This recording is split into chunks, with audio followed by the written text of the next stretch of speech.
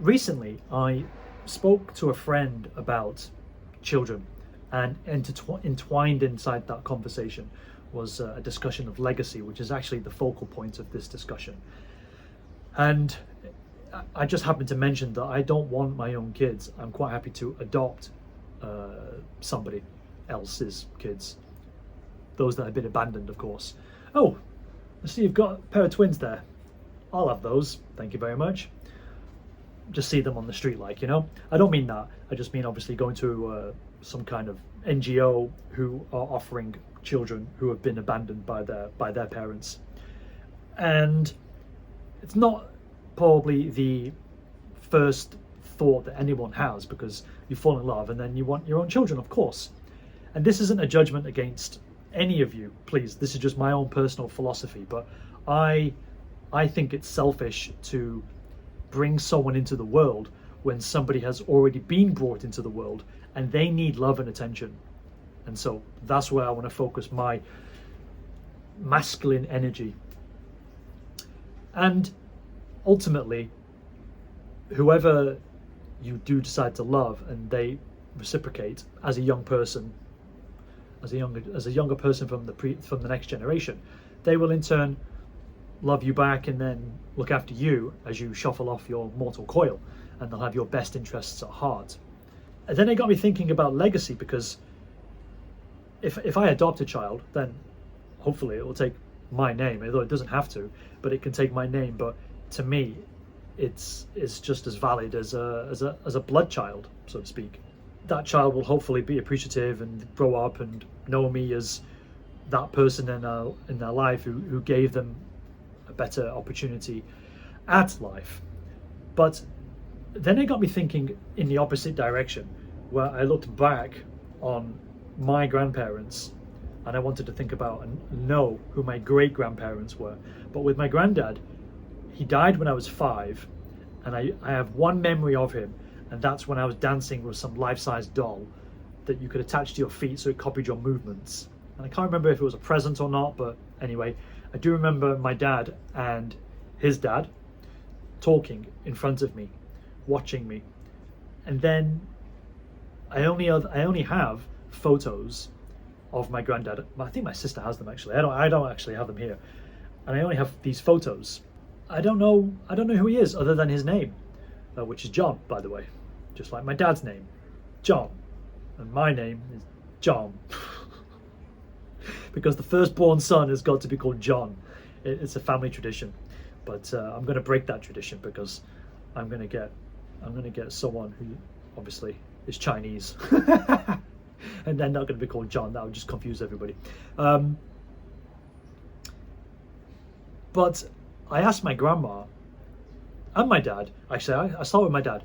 I asked my dad, "Do you remember your granddad?" And I don't remember the answer because I asked him 20 years ago. But I did ask my grandma if she remembers her grandma, which would be my great-great-grandmother. And she said, no, she doesn't remember.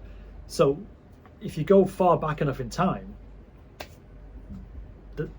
their legacy, those people who want a legacy, I don't know who they were. Remember me! Remember me! Remember me! Because photography was invented in the 1950s. Only the rich, only the 1%ers could have their picture taken.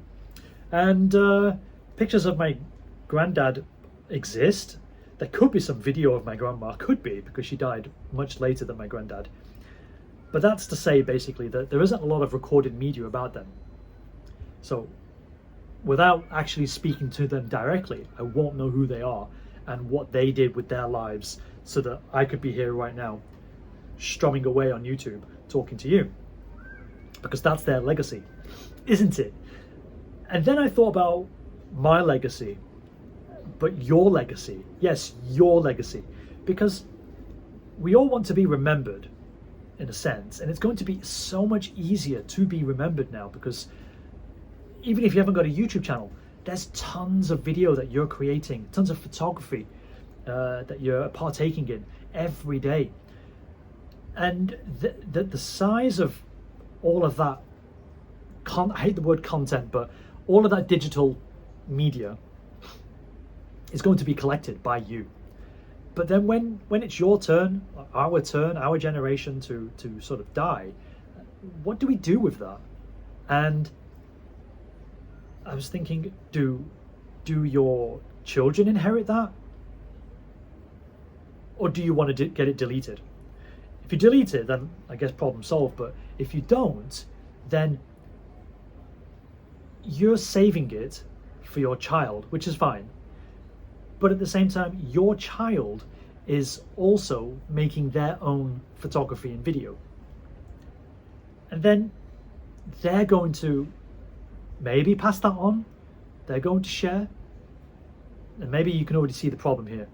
But think about what you watch at the moment. In fact, I read somewhere that 99% of all video created today was created today, and then it's done with. It's you don't watch it again. Think about your Facebook feed. How much of it do you go back to with the archive function or the memories function? Will you actually go and watch things from 2 years ago to the same degree that you'll watch things today? And maybe you do, that's fine. But will your children? Because they also are going to make things and then watch things. And there's only so many times a video can get watched, and then that's it. No one else is watching it. And there is this great quote that I don't remember who I can attribute it to, but you sort of die twice. One is when you actually die, and then the second time is when the last person, so the first time is when you die, the second time you die is when no one says your name anymore. That's it. So technically Hitler is still alive because we're still talking about the gun. But nobody could be talking about us. So sure, you have all this video, you give it to your child, and your child will have children, and then they can ask, or they can start a conversation and say, this was your grandma, this was your granddad, and they can watch it. But then how much of that does it actually interest them in the context of all the other stuff that we're watching every day, right? And then your grandchildren will obviously have children, and this stuff is just amassing and amassing and amassing. But with each subsequent generation, they're going to be less interested in you, because let's assume that you're the first, because you've got this digital archive that you can hand down. They're going to be less interested, and it just becomes sort of a historical curiosity, just as much as we look at daguerreotypes or old Kodak photos. Do you remember Kodak? Do you remember those photo albums that we barely look at? And in essence, that's going to be the same thing that's happening. And the mind just boggles at how how much we're going to make, and then how much are we going to expect later generations to sort of be interested, because they're also going to make so much video and photos as well. So it just compounds, but it's less relevant to them. So then I thought about, well, look at this AI, look at all this crazy AI stuff, look what it can do. You've got upscalers, you've got these programs that can just create art from keywords. And then we're on the cusp of having probably digital assistants. We already have those. They're called Bixby and Siri and Alexa. I know, but imagine if they made one for each person. So then you could give one to your child, and they basically have you as a digital assistant. And imagine if that digital assistant is like Clippy from Microsoft Office. And I mean that in the nicest possible way. But your digital self would be prompting your grandchild to say, hey, do you want to get to know your granddad? Watch these videos. I mean, what else are we going to do with all this stuff that we're creating? Because even if you have a YouTube channel, I mean, I'm pointing at my laptop now and my channel that I can see on screen. Who's going to go to it? Like, I'm gone, okay? Let's pretend my adopted child is alive and wants to click on some memories and wants to find out what I've been doing before I met them. Okay, that's a valid use case. But after that, then what? Like, sorry if you feel insignificant right now, but that was my thought process going through this. But what's worse is that you think, yeah, well, I'll have a digital assistant, and I'll be like, I'm trying to think of an actual science fiction film, but I do remember, like, they wanted Robert Downey Jr. to come back into the Avengers, and he could be a digital assistant because in the comics he was like that. Okay, fine, but why should it be about you? Why can't it be about your wife or your husband or your brother or your uncle? And you can only have one at a time, surely. Or is it like a Fortress of Solitude thing where you can speak to multiples of your ancestors in digital AI form, assisted form, and they just give you advice based on all the personal information that companies have created as a profile, and they can download it and think, you know what, I'm an introvert and I'm going to speak to my great granddad today. I'm going to chat to him and he'll give me relevant information about 2023, even though it's the year 2123. It's mad, right? Because we'll all have one, but then how much of that would we want to listen to? No matter what new technology could perpetuate interest in past digital media that we have, how much of that is going to be viewed? Because paintings, I think paintings have cinched it, because the very best paintings, I bet 90% of the world's paintings are in museums anyway. And we're all going to watch and have a look at those, aren't we? We're going to watch them on the TV when we see a documentary, and we're going to watch them, or look at them, sorry, when we go to a museum. And only the absolute rich could have those paintings, and then we can pontificate about how great they are. And we might end up doing that still over our own flesh and blood.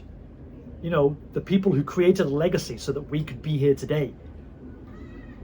I don't know.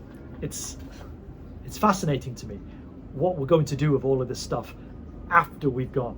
Like tears in rain. And what are our expectations, if at all? I don't have any. I'm not speaking from a point of view where I think, well, I'm important enough for you to have this. I mean, actually, you can delete this part because that's my porn collection. But this part, this was kind of personal. I'm not sure. Well, okay, I'm dead. I don't care. So you can give that to the web archive, and there you go. I existed as one person out of 8 billion people currently. Therefore, if you find any value in that, have at it. But yeah, I don't have any opinions. I was just sitting there thinking about legacy, because this person, to circle back now to having a blood child or an adopted child, circle back to the value of actually having your own children, when in fact my parents and my grandparents and my great-grandparents and my great-great-grandparents have all had their own children. No one's been adopted. We're all, well, the men have all been John, and the women have, have managed to carve out their own identity. Okay, so I just wanted to share that with you. Really, there's no actual conclusion here, because I don't know what to do with all of this, other than obviously delete the porn collection and raise somebody who is at the moment going to be less fortunate through their circumstances, because their parents are assholes, and I want to help them. But it just got me thinking anyway. And I don't want to keep repeating myself, but I just hope this is like food for thought. And if you have any sort of conclusions of your own because of what I've said, then please let me know in the comments, and I'll make another video. Thank you for watching.